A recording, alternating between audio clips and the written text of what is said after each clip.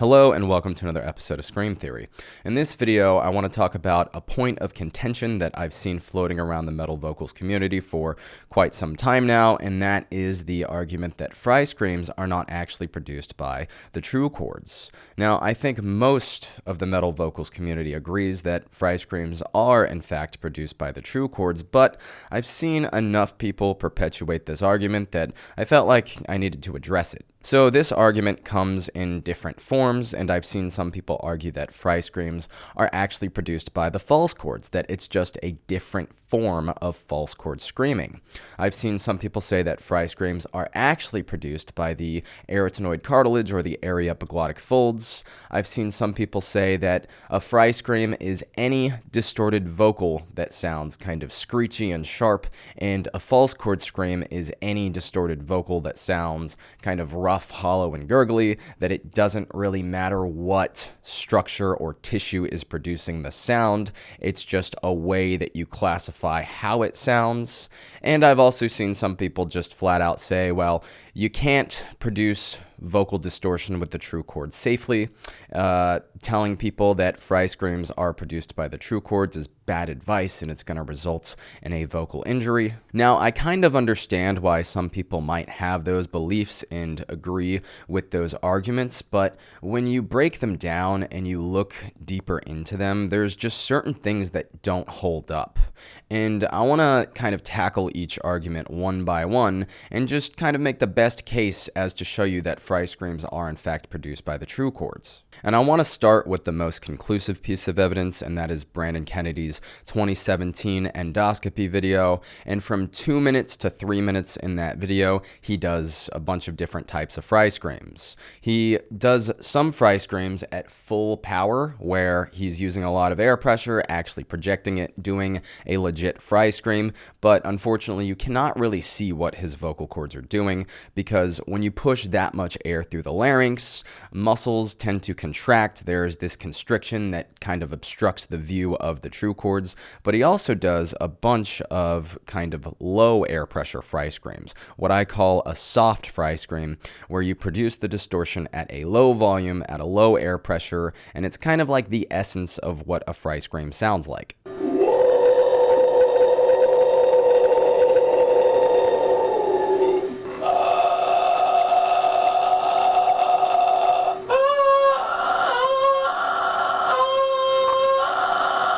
And then I'm gonna start talking like this, so it's more of a vocal fry with a voice.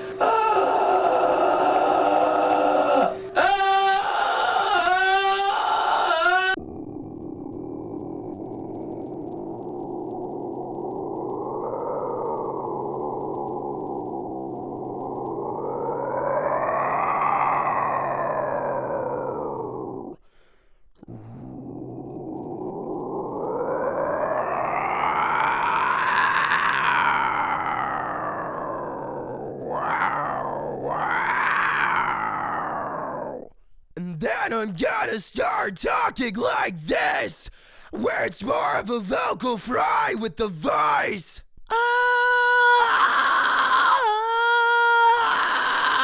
And so this is essentially just producing the fry screaming distortion with no power behind it.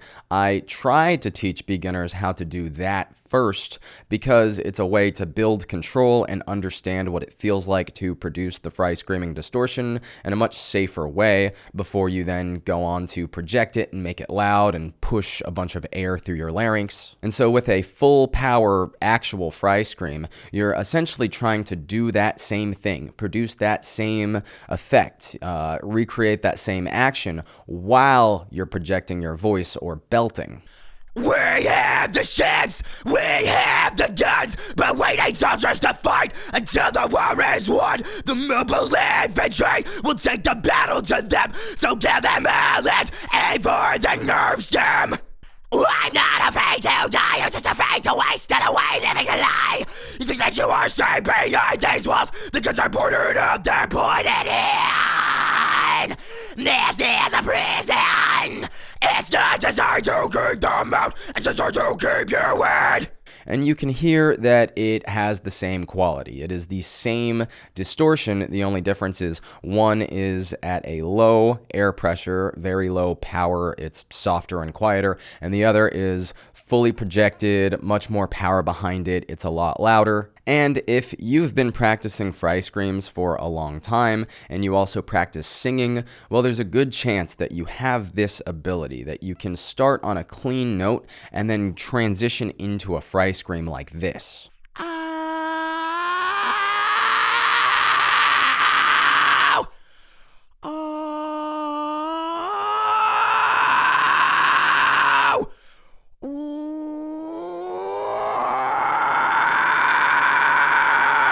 And when I do this, you can hear how my voice turns into the distortion. It's not like I'm singing a clean note and then engaging my false chords to vibrate above my true chords, and then you hear the distortion get layered on top of my voice.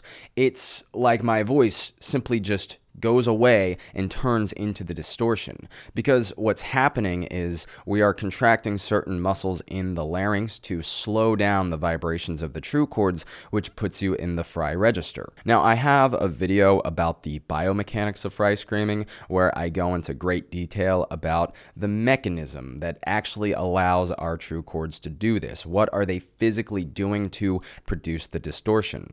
But just to quickly summarize it, we are essentially increasing the muscle tone in our true chords. We're making the true chords become a little bit more firm, which slows them down when they vibrate, putting us in the fry register. We have the cricothyroid muscle in the front of the larynx that tilts the thyroid cartilage forward and stretches the true chords. It lengthens them, allowing us to hit higher pitch notes. And we have the thyroarytenoid and vocalis muscles that are built into the true chords. They run through the length of each true chord, and when those muscles contract, they shorten the true chords, allowing us to hit lower pitch notes. Now, these muscles do the opposite actions of each other, and this is called an agonist-antagonist relationship. Just like the biceps and the triceps, if you were to flex the muscles in your arm, you would feel your biceps contracting, and you'd also feel your triceps contracting because they are opposing each other. The biceps contract to bend the elbow and the triceps contract to straighten the elbow. Well, if you're flexing them both, you have this increase in muscle tone. The muscles get stiffer, but the elbow doesn't bend or straighten. The muscles don't shorten or lengthen. They are producing an equal and opposite force, and the end result is just an increase in stiffness of the muscles. Now, this is called an isometric contraction, when a muscle contracts but does not change length. And this is what I think is happening when we fry scream. The CT is trying to lengthen the true chords, and the TA muscle and the vocalis muscle is trying to shorten the true chords. But because they're opposing each other, the true chords don't change length, and the result is an increase in muscle tone of the TA and the vocalis muscles, making the true chords a little bit stiffer. If the true chords are completely flaccid, then they're free to vibrate as quickly as they want to, depending on how much air you're pushing through your larynx. But if you stiffen up the true chords a little bit, then there's going to be this opposition to vibrating. The vibrations are going to slow down a little bit, and that puts you in the fry register. Now, the fry register is a range of sounds that the true chords produce when they're not vibrating quickly enough to produce the clean tone of your voice. And the result is gaps in the sounds, gaps in their vibrations, which results in that clicky, sputtering effect. A lot of people think that the fry register is simply just doing vocal fry like this.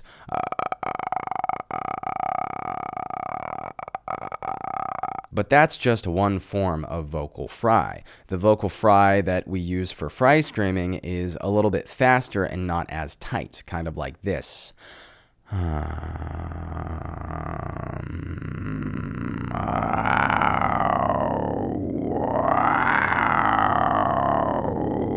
And so all I'm saying is that if we can slow down the vibrations of the true chords, then it produces distortion by putting us in the fry register. The true chords aren't vibrating quickly enough to produce frequencies of sound that correspond with a clean note, and instead they produce a bunch of frequencies of sound across the entire spectrum, and that's essentially what distortion is. Now, if you're having a hard time understanding this, just watch my fry screaming biomechanics video where I go into a lot more detail. It'll make more sense. But essentially, a fry scream is belting and projecting our voice and then increasing the tension in our voice to slow down the vibrations of the true chords, putting us in the fry register and creating distortion. And you can kind of hear that happening when I switch from the clean note to a fry scream.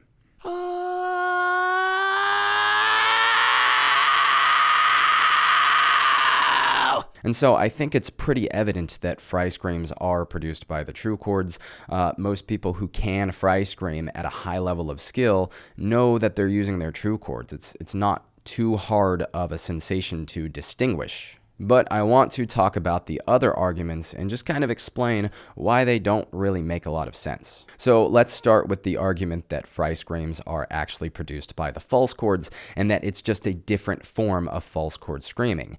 I completely understand why people might think this. It's because you can get a lot of variety in the quality of how your false chord scream sounds. As I've practiced false chord screaming over years and years and years, I've been able to get a wider variety of effects with my false chords. The way that my false chord scream sounded 10 years ago is very different than the way it sounds now. I can make my false chords vibrate so quickly that it kind of does sound very similar to a fry scream. It loses that gurgly, cavernous, muffled, wet sound, and I can kind of get like a sharper and screechier tone with my false chords if I make them vibrate faster. Hey, hey, hey, hey, hey, whoa, whoa, whoa, yeah, yeah, hey, hey, hey, hey, hey.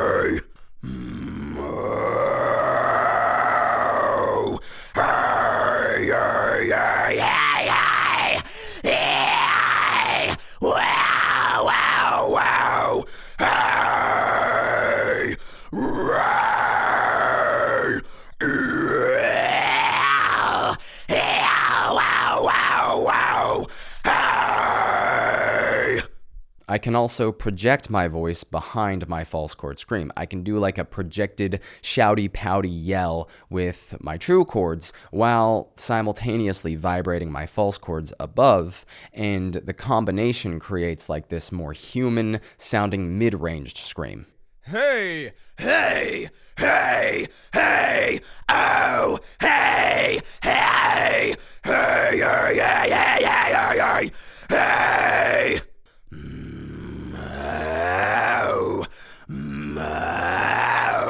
Hey, hey, hey. And there are a lot of vocalists that false chord scream in this way, and I think some people hear that and mistake it for a fry scream because it doesn't sound gargly, gurgly, demonic. It sounds a little bit more human and has that kind of smoother, staticky distortion to it. But just so you can hear the difference, I'm going to scream the same line with my mid-range false chord scream and my mid-ranged fry scream. Let them promise you the world, but don't you take it. 'Cause when you give them what they ask, they turn their backs. It's a sham, a sham, a sham. It's all a fucking sham. Turn away and run from this as fast as you can. Let them promise you the world, but don't you take it. 'Cause when you give them what they ask, they turn their backs. It's a sham, a sham, a sham. It's all a fucking sham. Turn away and run from this as fast as you can. I've been a victim. I've been a coward hiding underneath my pain. I've been immobilized and watched the system destroy everything I loved. We cannot take this. We must resist it. I've been a victim. I've been a coward hiding underneath my pain. I've been immobilized and watched the system destroy everything I loved. We cannot take this. We must resist it. This shadow follows me. It always leaves me at the edge. I know that I would never jump, so why can't I step back from the ledge? Am I losing control? Ow! This shadow follows me. It always leaves me on the edge. I knew that I would never jump, so why can't I step back from the ledge? Am I losing control? Ow!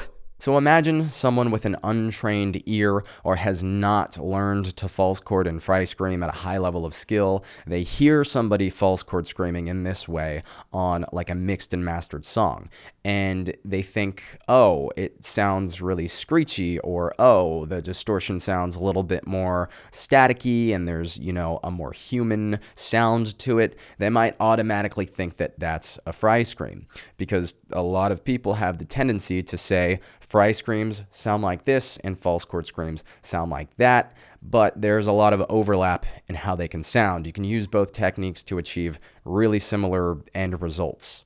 And so the trick is you have to listen really closely to the quality of the distortion.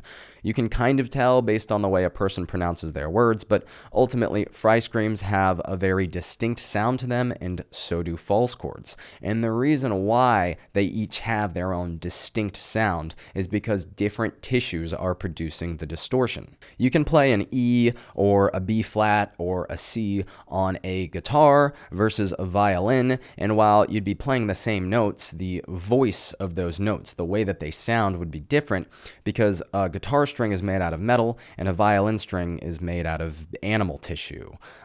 Different materials have different properties that result in different sounds when they vibrate. Just like the material properties of the true chords are different from the material properties of the false chords, resulting in differences in the distortion. Now, what about the arytenoid cartilage or the aryepiglottic folds? Could a fry scream actually be produced by those tissues? Well, you can make your arytenoid cartilage vibrate and produce some really cool sounds with it. It just sounds wildly different than a fry scream. Complete Vocal Technique has some pages on their website that go into different arytenoid cartilage-based techniques, one of which is the jazz growl. And in this laryngoscopy, you can see this guy's arytenoid cartilage rumbling, and it produces this like very earthy, dense, rumbly sound.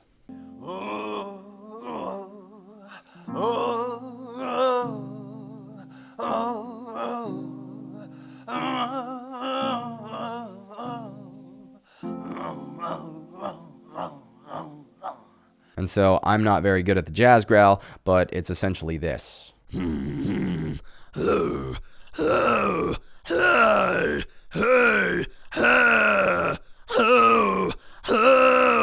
And if I were to isolate the rumbly distortion, then I get it to this.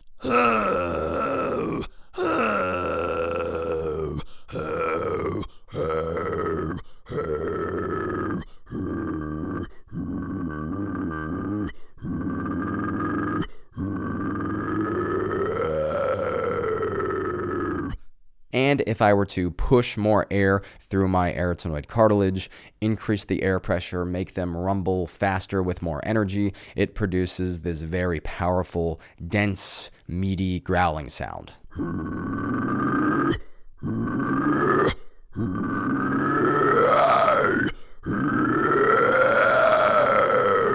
And there are plenty of vocalists that scream with their arytenoid cartilage and use them to produce this exact same style of low, but still doesn't really sound like a fry scream. You can also slow down the rumbling of the arytenoid cartilage to produce more of a gurgly guttural effect, or make them rumble faster to kind of smooth it out and produce more consistency in the sound. Fathers weep for their sons. The suffering cannot be undone. Deep inside, the madness decides. Now, because the arytenoid cartilage is shaped like two big balls, you can't really stretch them out. They're not chord-shaped like the true chords and the false chords. You can't really stretch them out to make them produce higher pitched frequencies of sound. I've been using my arytenoid cartilage for over 10 years, and I've never been able to produce a higher pitched sound with them. There is a little bit of play. I can kind of change the pitch a little bit, but I can't produce like piercing, shrieking, high-pitched screams like I can with a fry scream or my false chords.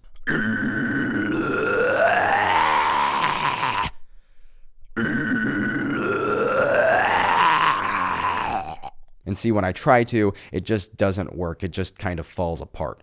Maybe there's somebody out there who can. Maybe I'm wrong about this, but just based on the way that they're shaped, I don't think you can put a good stretch through them and make them produce higher pitched frequencies. I think they have just a very narrow frequency range. And so fry screams, false chord screams, and arytenoid cartilage-based screams each have their own distinct qualities of the distortion that is produced. And there is a tiny bit of overlap depending on how good you get. You can absolutely make a fry scream sound similar to what people would think a false chord scream sounds like and vice versa, but it's never going to give you that same distinct sound quality that one technique can do, because they're all produced by different tissues, and each of those tissues have different material properties. And lastly, I just want to touch on the idea that the true chords are not able to safely produce vocal distortion. Well, the true chords are our most versatile vocal structure. We can produce the widest variety of sounds with our true chords. The true chords have muscles built into them, unlike the false chords or the arytenoid cartilage. We can contract those muscles with a high degree of precision to change how our true chords move and interact with the air flowing through the larynx. And so I just don't understand or agree with that mentality that we can't safely produce distortion with our true chords. I mean, it's progressive overload. It's conditioning. We can condition the various tissues in our bodies to withstand forces that they normally wouldn't be able to withstand. And furthermore, when it comes to any motor skill that we can learn to do with our bodies, there's always going to be a good technique and a bad technique. There's always going to be a proper way to perform that action that mitigates the harmful forces that we expose our bodily tissues to, so that we can prevent overuse or reduce the degradation of the tissue when performing that task. And so I didn't make this video to make anyone mad or spark a big debate. I'm just trying to reiterate what is already well established in the metal vocals community. The distorted vocal effects that we can safely produce with our true chords by essentially singing in our fry register is what most people refer to as a fry scream. And the distorted effects that we can produce by vibrating our false chords are what most people refer to as a false chord scream. I think that makes the most sense, and if you have a different method of classifying and talking about these different vocal distortion techniques that make sense to you, that is absolutely fine, but just be aware, most people are going to be referring to a fry scream versus a false chord scream based on the anatomical vocal structure we're using to generate the distortion. The reason why I have been able to get a really similar vocal style to a bunch of other vocalists like Dickie Allen or Ben Dewar or Dane Evans or whoever I'm practicing to, it's because I always start with the question, what technique are they predominantly using? Maybe somebody is doing a really cool style of high-pitched scream, and I'm like, I want to learn how to do that.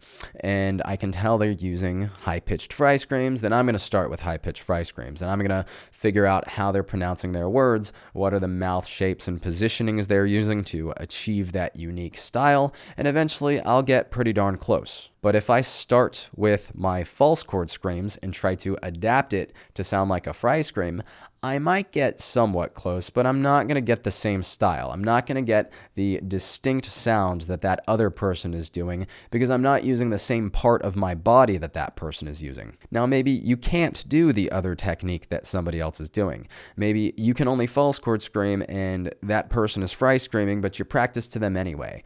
That's fine. And like I said, there's some overlap. You might eventually get something similar, but unfortunately, you'll never get the exact same vocal style that you're going for unless you use the same part of your body that that person is using. And so that's why I think it's important to understand the basis and the foundation for each technique, what physical vocal structure is used to produce the effect and the distortion. But that's it for this video. If you guys like the way I teach metal vocals, well, please give a thumbs up, comment, subscribe to Scream Theory. I'll see you in the next one.